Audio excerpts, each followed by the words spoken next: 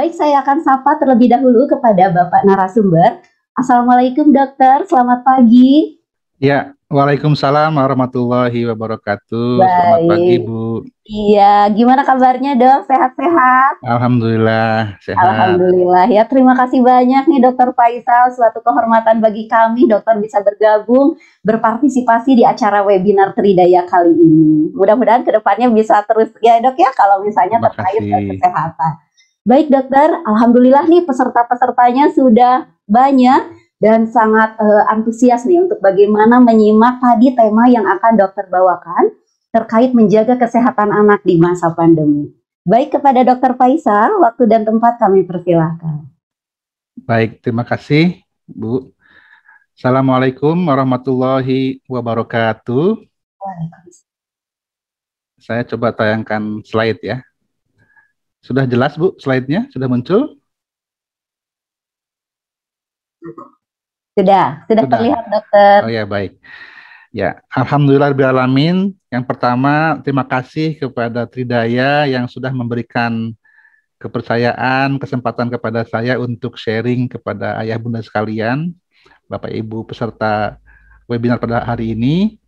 Suatu kebanggaan buat saya ya bisa bergabung di acara ini, sebuah lembaga yang sangat besar dan ikut mencerdaskan kehidupan bangsa ya, luar biasa sekali. Tridaya sudah 30 tahun ini. Dan pada hari ini saya diminta untuk sharing mengenai sesuatu hal yang sebetulnya saya yakin ya Bapak Ibu sekalian sudah melakukannya, yaitu menjaga kesehatan anak-anak kita di masa pandemi ini. Tapi mungkin ini ya sekedar refreshing saja, mengingat kembali bagaimana sih langkah-langkah yang konkret supaya anak-anak kita ini sehat ya. Yang pertama adalah yang jadi masalah jumlah kasusnya nih. Ya, setiap hari kita mendengar laporan, mengikuti berita itu selalu meningkat ya. Bahkan di periode setelah Lebaran ini ya, Mei, kemudian Juni, Juli ini luar biasa. Per hari itu bisa naiknya 40.000, 50.000 gitu. Ini sangat memprihatinkan karena jumlah ini sungguh mengganggu kita ya secara ekonomi, sosial, kesehatan fisik, kesehatan mental. Ini betul-betul sangat berdampak pada anak-anak kita ya. Yang dulu itu memang jauh ya, COVID itu kayaknya nggak di kita gitu, deket di kita sangat susah menemukan yang COVID di lingkungan kita. Sekarang udah semakin dekat lingkarannya. Saudara kita, keluarga kita, teman-teman kita udah mulai terdampak dengan COVID ya. Dan yang berita buruknya adalah seorang ahli epidemiologi di Australia, ya, Dr. Diki Budiman, orang Bandung ya sebetulnya, dari Unpad juga dulunya. Beliau memprediksi bahwa negara kita akan menjadi negara yang terakhir keluar dari pandemi ya, dengan berbagai pertimbangan. Tapi tentunya kita berdoalah mudah-mudahan kita bisa mengakselerasi percepatan program-programnya lebih baik sehingga kita bisa lebih cepat keluar dari pandemi ini. Walaupun kenyataannya yang kita lihat akselerasinya justru bukan di programnya ya, tapi di jumlah kasus. Kalau kita lihat kasus pertama kali muncul di bulan akhir tahun 2019 ya di China, kemudian 2020 di saat negara lain sudah mulai berdampak ya, Singapura sudah mulai tinggi di bulan Februari ya. Kita baru muncul di bulan Maret. Nah, ini kita baru muncul Maret, Indonesia baru muncul di Maret ya. Kemudian terus meningkat, tetapi negara lain kita lihat Amerika, India justru ya, India juga ini sangat luar biasa meningkat, kemudian Italia juga meningkat. Nah, kemudian di awal tahun ada India yang mulai meningkat dan kita terpesona ya, kok bisa meningkat gitu, ternyata nggak taunya negara kita bisa menyalip di tikungan ya. Ini sungguh memprihatinkan. Kita lihat di sini di bulan Juni negara kita bisa menyalip negara lain. Ini bukan suatu prestasi yang membanggakan, ini justru suatu hal yang mengkhawatirkan. Sekarang kita lebih tinggi dari angka dunia, kita lebih tinggi dari Amerika, dari Italia, dari India dan Singapura ya. Jadi ini tantangan buat kita semua. Kita berharap semoga pandemi segera berakhir. Kenapa? Karena kalau ada pandemi begini, ada dampaknya buat anak-anak kita masalahnya. ya. Dampaknya itu ya kita bahas kepada aspek kesehatan saja barangkali ya. Yang jelas ada dampak ekonomi, dampak yang lain-lain. Tapi kita lihat pada anak-anak dengan COVID ini, kita lihat jumlah kematian akibat COVID juga sangat tinggi, termasuk di usia anak. Bahkan negara kita termasuk kategori negara dengan kematian anak yang cukup tinggi. Ya. Kemudian juga masalah morbiditas, angka kesakitan. Angka anak yang sudah punya penyakit yang ada komorbid itu tambah berat dengan adanya komorbid. Kemudian jangan lupa bahwa anak-anak juga banyak yang tidak bergejala. Dia terlihat sehat, aktif, tapi dia jadi silent spreader ya, jadi penular yang cepat pada orang lain, khususnya di lingkaran keluarganya. Kemudian yang tidak jarang yang saya temukan saat ini, saat saya praktek itu gangguan fisik, ya entah itu sesak nafas, anaknya sering cegukan, ada anak kemarin sering terlihat sakit perut, ternyata digali-gali kemudian ada masalah psikis ternyata. Jadi dia stres sebetulnya ya. Ini masalahnya para ahli ini, psikolog, psikiater ya. Ada masalah-masalah fisik yang muncul gara-gara gangguan psikis. Ini gara-gara COVID ya, di rumah terus dan lain-lain ya. Dan kita khawatir memang dampak ini, pandemi ini telah memisahkan anak-anak kita dari teman-temannya. Telah memisahkan anak kita dari guru-gurunya, dari rutinitas sekolahnya, dari kegiatan di luar rumah ya, les berenangnya berhenti, kemudian olahraga yang di luar rumah juga berhenti dan lain-lain. Ini juga berdampak yang cukup saya rasa cukup berat buat anak ya.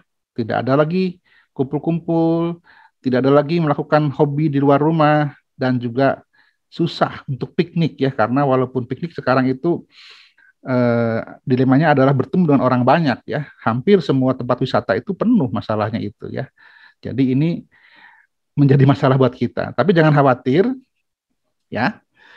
Kalau Anda merasa lebih banyak di depan layar ya, nongkrongnya depan laptop, depan TV, sambil ngemil, makanan-makanan instan yang berkalori tinggi, kita menjadi orang-orang yang kurang bergerak ya, merasa bosan dan tertekan, yakinlah bahwa kita tidak sendiri ya, kita semua mengalami hal yang sama. Dan tentunya kita harapkan semua bisa keluar dari masa ini ya. Dan kita lihat di negara lain pun sama. Ya, sama. Bahkan seorang saintis dari Switzerland ya, dia mengatakan bahwa COVID-19 ini menjadi sebuah tiket untuk terjadinya krisis obesitas pada anak. Pasien saya udah banyak loh datang dengan keluhan obesitas ya, orang tuanya datang dengan berbagai keluhan ya, entah itu tidurnya ngorok, anaknya menjadi malas bergerak dan lain-lain, juga banyak sekali ya. Dan saya rasa udah menjadi masalah semua ya, jangankan anak-anak nih, kita pun sendiri para orang tua udah mengalami nih masalah problem dengan berat badan ya. Kebanyakan kita yang WFH, yang tidak banyak rutin berolahraga, tentunya kita mempunyai resiko obesitas yang cukup besar ya. Kemudian juga di Jerman, negara maju pun sama. Negara yang sangat maju pun dengan teknologinya, dengan lain-lainnya juga, ternyata penelitian dari beberapa tim di Jerman, mereka mengatakan bahwa sangat berdampak COVID ini pada gangguan psikologis dari anak. Tapi mungkin nanti saya tidak banyak cerita tentang psikologis karena di sini ada ahli-ahli psikologisnya ya. Jadi saya akan skip saja, nanti fokus ke kesehatan. Dan jangan lupa, di negara kita pun sama, banyak masalah juga nih. Ini penelitian di Malahayati dengan mengecek berat badan mahasiswanya selama pandemi ini, ternyata karena sekolahnya juga online ya, kuliah online, itu ternyata ada peningkatan berat badan. Ini masalah juga ya. Kemudian juga di Bali, penelitian di Bali, dengan adanya pandemi ini cakupan imunisasi dasar pada balita itu jauh menurun ya. Kita khawatir akan munculnya pandemi penyakit lain, namanya penyakit jadul ya, penyakit yang dulunya sudah hilang gara-gara imunisasinya rendah, sangat mungkin muncul lagi kayak polio, difteri, penyakit campak. Kita sangat khawatir muncul kalau dibiarkan cakupan dari imunisasi ini menurun ya. Kemudian juga penelitian di Jakarta, di Cipto Mangunkusumo juga sama, gara-gara kebijakan kesehatan kita ya, posyandu tutup, ada PSBB, PPKM dengan berbagai istilahnya, imunisasi ditunda, nakes juga difokuskan kepada pengatasan COVID, jadi berdampak pada cakupan imunisasi ya. Ini sangat-sangat mengkhawatirkan dan ini statement dari Kementerian Perlindungan Perempuan dan Anak ya, mengatakan bahwa gara-gara pandemi ini stunting menjadi masalah besar ya. Dan saya rasa sesuai dengan statement dari UNICEF, tidak hanya stunting ya. Negara kita punya 3 beban masalah yang cukup besar. Satu, masalah stunting ya. Anak-anak kita menjadi negara urutan kelima terbanyak stuntingnya. Kemudian balita yang kurang gizi juga banyak, lebih dari 2 juta. Dan sebaliknya, masalah anak-anak yang obesitas juga sama, jumlahnya lebih dari 2 juta. Nah, dan ini akan meningkat dengan pandemi ini. Yang obes akan semakin banyak, yang malnutrisi akibat kurang gizi juga akan semakin banyak. Ini sangat mengkhawatirkan ya. Tapi jangan khawatir, kita bisa menjaga anak-anak kita tetap sehat dengan tips menjaga kesehatan fisik dan mentalnya. Hanya kita perlu berusaha lebih keras ya, struggle. Kita harus bisa lebih hebat dengan strategi yang jitu. Bagaimana caranya? Nah, kita harapkan anak-anak kita tetap sehat. Ya, sehat secara menurut WHO ya, sehat itu secara sempurna dalam kondisi fisiknya, mentalnya, dan sosialnya. Itulah yang disebut dengan sehat. Tidak hanya bebas dari penyakit atau kelemahan tertentu, tapi harus meliputi 3 aspek. Sehat sosial, sehat mental, dan sehat fisik. Tapi hari ini saya akan fokuskan ke kesehatan yang sifatnya fisik. Ya. Sebelum lebih lanjut, saya menerangkan sebuah konsep dulu nih ya. Ada konsep tetap sehat dalam menghadapi penyakit yang sifatnya infeksi itu harus ingat pada segitiga epidemiologi. Segitiga epidemiologi. Ini fokusnya adalah mencegah sakit oleh penyebab infeksi ya. Nah, ini bisa diterapkan untuk mencegah corona. Nah, di segitiga ini ada 3 sudut ya. Ada agent, ada host, ada environment ya. Agent itu adalah virus coronanya ya. Kalau hostnya itu tubuh kita, tuan rumahnya, dan lingkungan adalah lingkungan sekitar kita. Nah, kalau tidak seimbang itu bisa sakit. Tapi kalau seimbang segitiga ini kita insya Allah nggak akan sakit ya. Misalnya agentnya virusnya rendah, ya nggak, kita bisa kendalikan virusnya nggak banyak ya. Lingkungan sehat, hostnya bagus, daya tahannya baik semua, insya Allah nggak akan sakit ya. Tapi kalau nggak seimbang pasti sakit jadinya ya. Agentnya banyak, virusnya di mana-mana, kita nggak menjaga diri, lingkungannya nggak sehat, daya tahan kita juga jelek, kita akan masuk kelompok yang sakit ya. Hanya masalahnya adalah yang bisa kita kendalikan hostnya saja sama lingkungan kita ya, hanya 2 ini aja nih. Nah, 2 ini aja. Sedangkan agent itu virusnya nggak bisa diajak kompromi kan, apalagi mereka adalah kelompok yang sering bermutasi dan muncul varian-varian baru terus. Susah kita memodifikasi virus ini ya. Nah, tapi kalau host kitanya sendiri kita bisa mengkondisikan jangan kena virus, dan yang paling penting adalah jadilah bad host for the virus ya, jadilah tuan rumah yang jelek buat virus supaya nggak betah di tubuh kita. Dan juga kita buat lingkungan yang dimodifikasi dengan baik supaya sehat lingkungannya. Kalau lingkungan ini sehat, tentunya virus nggak suka tinggal di situ. Karena virus ini kan bendanya bergerak ya, tapi dia tidak bisa hidup kalau nggak ada medianya. Dia harus nempel ke medianya itu. Ya, dia butuh host ya. Jadi kalau lingkungannya kita bisa atur, hostnya kita jaga, kita bisa lebih sehat. Nah, kita lihat di sini bahwa usaha terbaik untuk mencegah COVID-19 adalah jangan pernah terekspos dengan virusnya. Ya, jadi dengan prokes 5M itu sangat sesuai dengan prinsip ini. Ya, jangan main-main, jangan coba-coba kenal sama virusnya. Harus cegah dulu yang pertama itu, ya. Nah, untuk mencegah ini host itu dipengaruhi oleh usia, status fisiologis, status imunologis, ada nggak penyakit bawaannya, bagaimanakah perilaku kebiasaannya, ya, pola makan, kebanyakan karbo atau tidak, bagaimanakah istirahatnya, cukup atau tidak, bagaimanakah olahraganya, rajin atau tidak. Yang terbaru sekarang malah tentang puasa juga, ya. Puasa dikatakan sangat baik untuk kesehatan. Kita menjaga imun kita, ya, dengan konsep autofagi itu, ya. Kemudian faktor lingkungan juga dipengaruhi oleh sanitasi fisik, kepadatan penduduk, model komunikasi dan lain-lain, ya. Sekarang kita perkuat masalah host kita, ya. Tubuh kita ini pertama adalah pemberian gizi yang bagus. Saya rasa Bapak Ibu sekalian sudah biasa memberikan makanan yang bergizi, ya. Kemudian cegah obesitas dengan rumus 5210. Ada yang tahu nggak nih 5210, ya?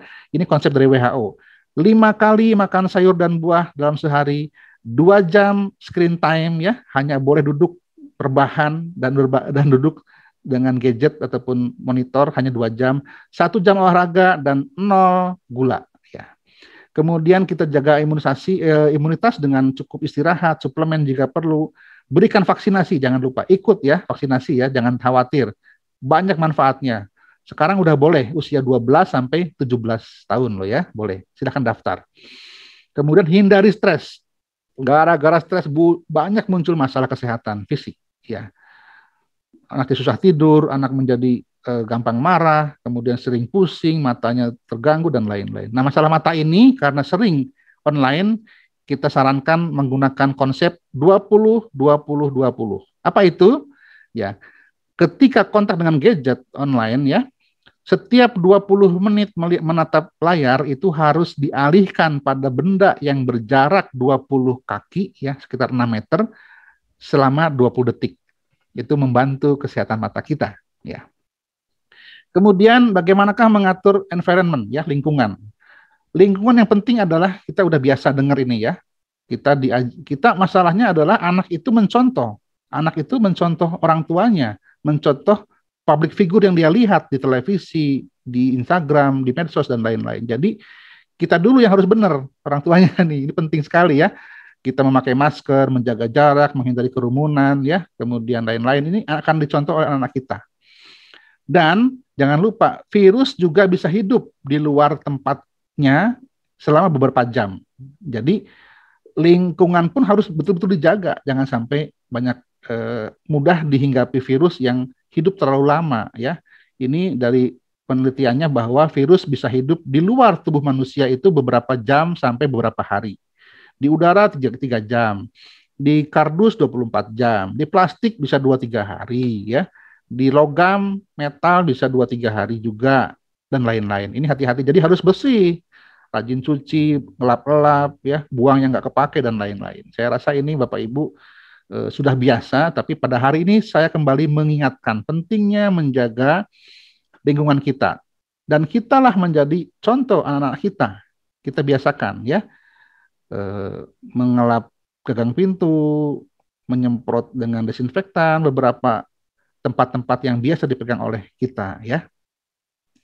Kemudian juga masalah lingkungan ini adalah masalah ventilasi, durasi, jarak, ya. Mungkin nanti Tridaya juga kalau mulai memperlakukan offline juga masalah ruangan penting ada ventilasi, ya, ada udara keluar masuk, ya. Kemudian masa duduk berkumpulnya dikurangi, durasinya mungkin bertahap, sejam dulu, 2 jam dulu, nanti baru boleh maksimal, ya, dan jaga jarak. Kemudian panduan dari California Child Care Health Program, mereka juga membagikan beberapa cara membuat lingkungan yang sehat, ya. Saya rasa ini mungkin kita sudah biasa melakukan, tapi kembali kita ingin mengingatkan bahwa prokes ini kalau bukan kita, siapa lagi yang akan memulai? Siapa lagi yang akan memberikan contoh, ya? Jangan sampai anak-anak kita terbawa kepada contoh-contoh yang kurang baik, ya. Memakai maskernya di bawah dagu, ya. Kemudian ikut kumpul-kumpul, ya. Kenapa? Karena orang tuanya yang memulai ikut kumpul-kumpul, kan namanya anak kadang-kadang cuma ikut orang tua, ya. Orang tuanya yang mengajak pelesiran gitu, ya, dan lain-lain. Ini saya rasa penting sekali kita ingatkan lagi kebiasaan yang baik ya, cuci tangan, mencegah kontak dengan orang sakit ya, kemudian selalu membuat lingkungan yang sehat dengan udara yang menyebar ya, kemudian stay home ya, di rumah saja dulu sementara ini, apalagi masih ada PPKM level 4 ini ya. Kemudian diajari etika bersin, etika batuk ya, sehingga tidak membahayakan orang lain dan juga tidak membahayakan dirinya sendiri. Kita biasakan seperti itu. Saya rasa itu tipsnya barangkali ya. Dan terakhir bahwa take home message-nya adalah jumlah kasus hati-hati masih tinggi. Anak perlu dijaga dan dilindungi ya, karena mereka adalah makhluk yang masih perlu dilindungi, masih lemah ya.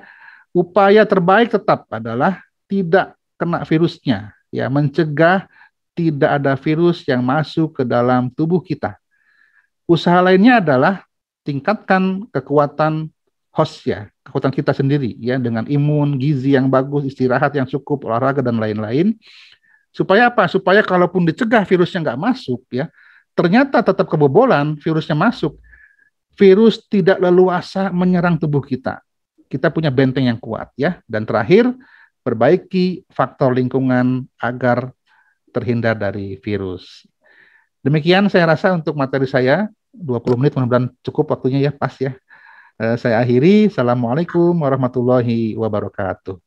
Waalaikumsalam warahmatullahi wabarakatuh. Baik, terima kasih banyak paparannya Dr. Faisal. Insya Allah sangat menginspirasi sekali dan memberikan manfaat ya bagi kita. Tua nih, kita jadi tahu bagaimana cara menjaga kesehatan fisik terutama di masa pandemi ini. Harapannya tentu saja ya dok ya, pandemi ini cepat berlalu dan putra-putri kita mendapatkan tadi kesehatan baik fisik maupun mentalnya ya. Fisik, mental, dan sosial gitu ya dokter ya. Semoga amalan tadi yang kita Indonesia negara terakhir tidak terjadi ya dokter ya. Mudah-mudahan jangan sampai deh pokoknya itu. Iya, dengan kita selalu menjaga protokol kesehatan. Baik Dokter Faisal dan Ibu dan Bapak, kita kasih apresiasi yang setinggi-tingginya buat Dokter Faisal ya. Terima kasih.